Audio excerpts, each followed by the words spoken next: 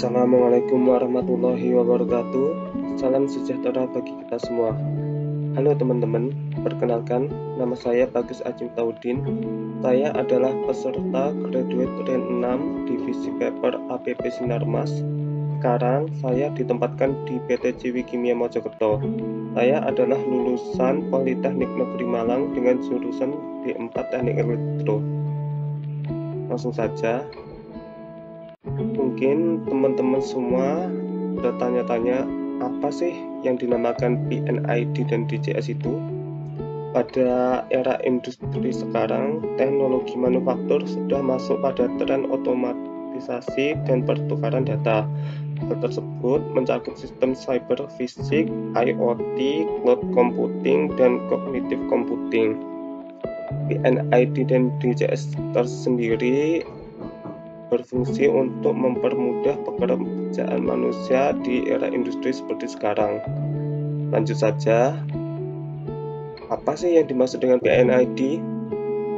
PNID adalah singkatan dari Piping and Instrument Drawing, merupakan ilustrasi skematik dari hubungan fungsi antara piping, alat-alat instrumentasi seperti flow transmitter, level transmitter, pressure transistor, dan lain-lain, dan equipment di dalam proses tersebut seperti valve, screen, tank, dan lain-lain, serta control loop antara equipment dengan alat instrumennya.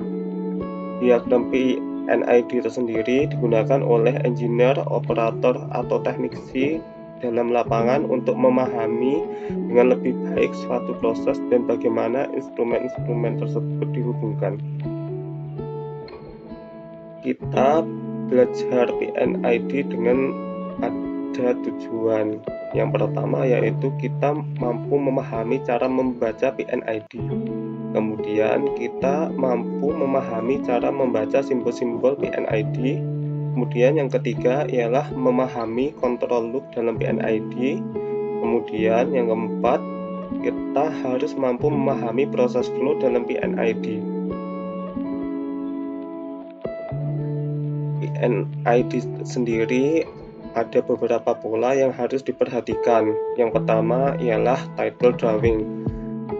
Title ini berfungsi untuk mengontrol project sehingga semua orang mengetahui keaslian dan gambar akhir yang dikeluarkan. Umumnya, title ini terletak di sudut kanan bawah dari PNID. Dalam title tercantum harus ada nama project atau perusahaan. Kemudian yang kedua, area atau proses area. Kemudian yang ketiga ialah tipe drawingnya. Kemudian yang keempat, nama detail drawing. Kemudian yang kelima, pembuat drawing atau approval. Dan yang keenam, nomor drawing dan nomor revisi. Ini adalah contoh titel dalam PNID. Proyeknya berada di Mil PT Indah Kiat Pulp and Paper di Riau. Untuk kodenya yaitu PPM6, yaitu di paper machine 6. Kemudian untuk areanya berada di stock preparation. Kemudian untuk tipenya yaitu flowsheet atau PNID. Kemudian detailnya ialah stock preparation flowsheet.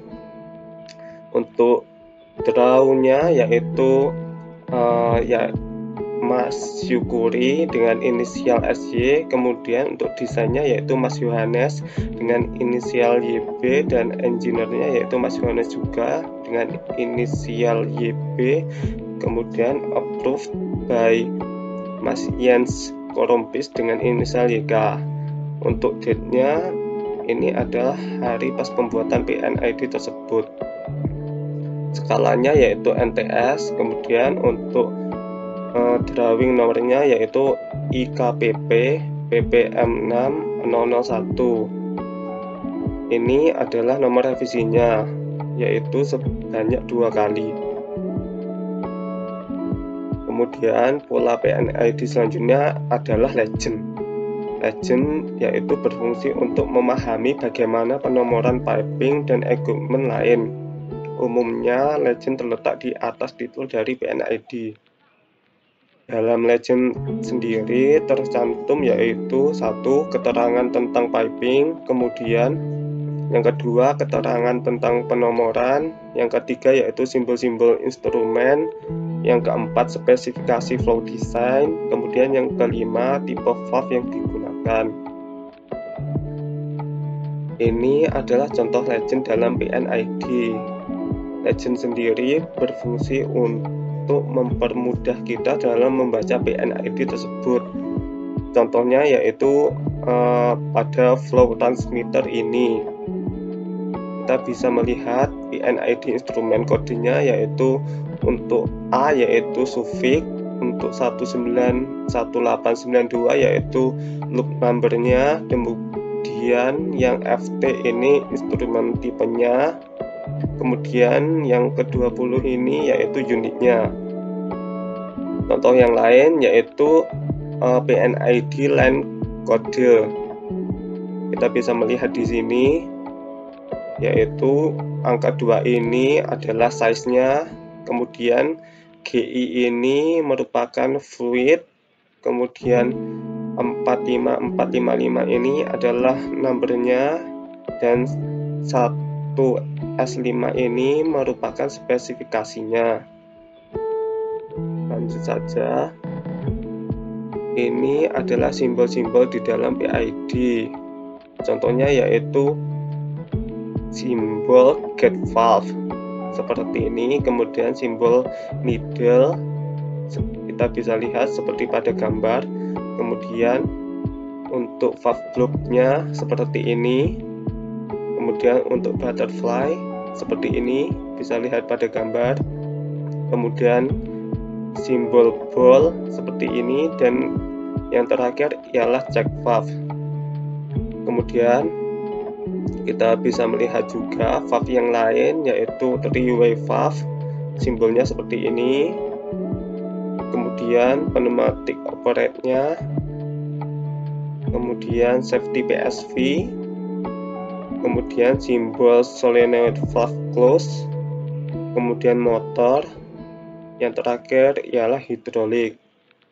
Di samping kiri merupakan simbol, dan yang di samping kanan ialah gambar 3 dimensinya. Kita bisa melihat pada video ini. Selanjutnya ada simbol-simbol dalam PID yang lain yaitu simbol pompa. Ini merupakan simbol pompa sentrifugal. Kemudian yang selanjutnya ialah vakum pompa, kemudian gear pompa, screw pompa, dan turbin. Untuk selanjutnya yaitu simbol valve, yaitu ini merupakan simbol orifice. Kemudian ini kita bisa melihat adalah simbol rotameter. Kemudian yang ketiga ialah butterfly, simbolnya seperti ini. Kemudian angel, simbol angel seperti ini juga, kemudian gauge seperti ini, kemudian relief PRV. Selanjutnya masih dalam simbol pada PNID, ini adalah simbol vessel. Yang pertama ini adalah tank, kemudian ini adalah simbol mixer, ini adalah simbol mixing reactor, yang ini adalah simbol drum or condenser, selanjutnya adalah forced draft cooling tower, yang ini adalah furnace, kemudian bin, kemudian induced draft cooling tower. Kemudian ini adalah simbol tower, yang di sampingnya merupakan tower with packing. Kita bisa melihat ada juga simbol time indicator, kita bisa melihat simbolnya seperti ini, kemudian time transmitter, time recorder, level indicator, sampai pressure recording controller. Sudah tertera semua simbolnya. Kemudian untuk line simbolnya kita bisa melihat gambar simbol seperti ini untuk pipa proses, kemudian di bawahnya yaitu pneumatic signal, kemudian yang garis-garis ini merupakan elektrik atau elektronik sinyal, selanjutnya adalah hidrolik sinyal, kemudian selanjutnya adalah elektromagnetik atau sonik sinyal. Yang terakhir ialah capillary tubing. Selanjutnya kita akan mengidentifikasi penomoran instrumen. Tanda penomoran terdiri dari huruf dan angka yang ditempatkan di dalam atau di dekat suatu instrumen yang berfungsi untuk mengidentifikasi jenis dan fungsi. Kita bisa melihat pada contoh, huruf pertama digunakan untuk menandakan variabel. Kalau P berarti pressure, kalau L level, kalau F flow, yang T temperatur. Dan huruf selanjutnya digunakan untuk menandakan fungsi komponen atau modifikasi pengertian huruf pertama. Contohnya yaitu I untuk indikator, R untuk recorder, kemudian yang C yaitu controller, yang T transmitter. Selanjutnya ini tadi yang berfungsi untuk mengidentifikasi variabel pertama dan selanjutnya, yaitu untuk yang variabel huruf pertama kita bisa melihat untuk A yaitu analisis, kemudian F flow rate, yang H itu hand, kemudian I itu current, yang L itu level, yang P itu pressure atau vakum, yang Q itu quantity, yang T itu temperatur, yang V itu vibrasi, dan Z itu posisi. Untuk huruf berikutnya kita bisa melihat ada beberapa variabel yaitu pengubah, fungsi pembacaan, fungsi keluaran, dan pengubah. Untuk D yaitu diferensial, untuk F itu rasio, kemudian untuk Q itu totalizer, untuk S itu safety. Dan untuk fungsi pembacaannya yaitu untuk I itu indicate, kemudian untuk yang fungsi keluaran, yang C itu control, yang S itu switch, yang T itu transmit, yang V itu valve atau damper, yang Z itu aktuator. Untuk yang fungsi pengubahnya yaitu yang H itu high dan yang L itu low. Selanjutnya, nah ini kita bisa melihat tadi seperti yang sudah dijelaskan, yang T itu melambangkan temperatur, kemudian yang R itu recording, yang C itu controller, yang huruf T pertama itu temperatur, yang selanjutnya T-nya itu transmitter. Kita bisa melihat lagi untuk huruf yang pertama itu T itu temperatur, yang I itu indikator. Selanjutnya, lokasi suatu instrumen dalam suatu proses ditentukan oleh ada atau tidaknya tanda garis pada simbol PNID. Kita bisa melihat pada gambar, yaitu yang pertama yaitu simbol PNID tanpa tanda garis, berarti instrumen dipasangkan di lapangan dekat dengan proses dan operator. Yang gambar kedua yaitu simbol PNID dengan tanda garis, berarti instrumen dipasangkan di ruang kendali atau control room. Gambar yang ketiga yaitu simbol PNID dengan tanda garis putus-putus, berarti instrumen tersebut dipasangkan di luar pandangan atau jangkauan operator. Selanjutnya ini adalah PNID sistem pemanas air. Kita bisa melihat pada gambar, yaitu ini merupakan pneumatic control valve. Kemudian untuk gambar ini adalah temperatur kontrol dan recorder, dan yang ini adalah temperatur transmitter. Gambar yang di bawah merupakan heat exchanger.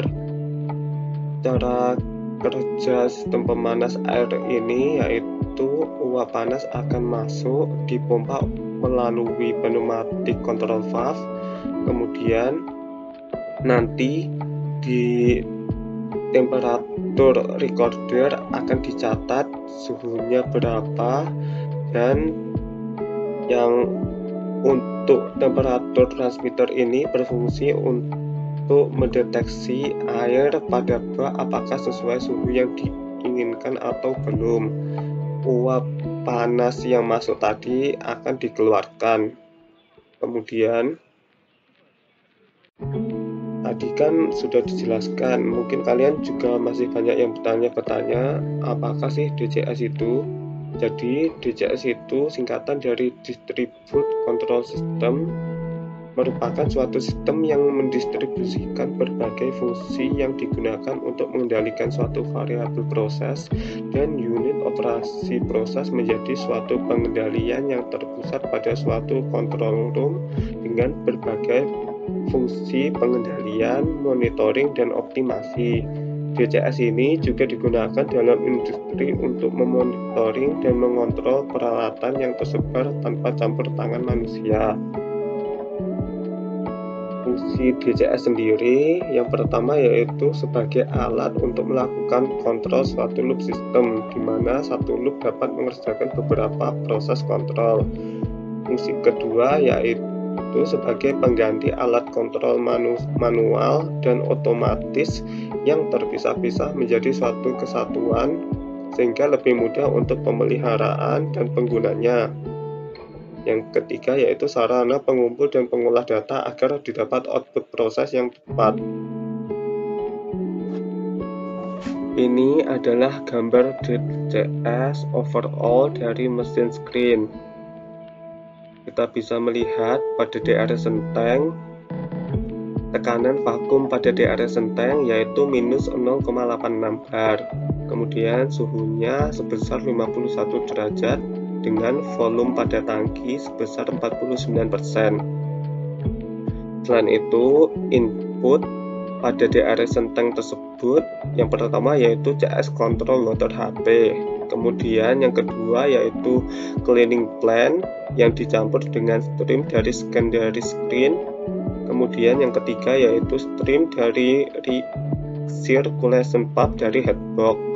Kemudian untuk outletnya kita bisa melihat pada gambar yang pertama yaitu stream ke mesin screen dilengkapi control valve auto dengan pompa auto, ditambahkan ASA, starch, dan CPAM. Yang kedua yaitu stream yang dicampur dengan hasil mesin tank, dan yang ketiga yaitu stream udara menuju kondenser yang dilengkapi control valve auto. Selanjutnya kita bisa melihat pada mesin screen spesifikasinya yaitu flow-nya yaitu 54 liter per second dengan tekanan input 4,5 bar. Input yang masuk dari DRS tank, kemudian outputnya yaitu stream menuju HB dengan tekanan 4,2 bar ditambahkan bentonite dan APAM. Yang kedua yaitu stream menuju mat screen reject tank dengan control valve, dan yang ketiga yaitu stream shower dengan control valve. Delta pressure-nya yaitu 0,02 bar. Kita bisa melihat juga pada gambar max screen reject, inputnya yaitu stream dari mesin screen, dan yang kedua yaitu stream dari secondary screen. Output yang keluar yaitu stream menuju secondary screen dengan pompa auto dan control valve. Headbox-nya yaitu kita bisa melihat spesifikasi pada gambar yaitu pressure-nya yaitu 2,46 bar. Kemudian input yang digunakan yaitu sebesar 81% dan 19%-nya diresirkulasi. Kemudian input yang masuk pada headbox yaitu dari stream dari mesin screen, dan yang keluar yaitu stream resirkulasi dengan control valve auto 66%. Kita bisa melihat juga pada gambar kondenser, input yang masuk yaitu stream air dengan tekanan 3,08 bar dilengkapi 2 control valve auto.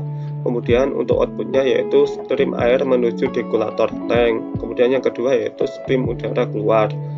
Untuk degulatornya inputnya yaitu stream air dari 3 buah kondenser, dan outputnya yaitu stream air menuju vacuum pit.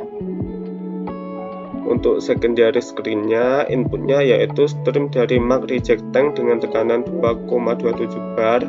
Kemudian stream CS control water dengan control valve auto. Kemudian untuk outputnya yaitu stream ke mag reject tank dengan selisih tekanan terhadap stream sebesar 0,48 bar. Dan yang kedua yaitu stream ke aerator tank sebesar 1,78 bar. Kemudian untuk flow-nya sebesar 105 liter per second dengan kontrol valve-nya yaitu 49%. Dan yang ketiga yaitu stream ke drop reject test dengan kontrol valve auto 39%. Untuk flow-nya yaitu 9,1 liter per second dengan measurement reject rasionya 8%.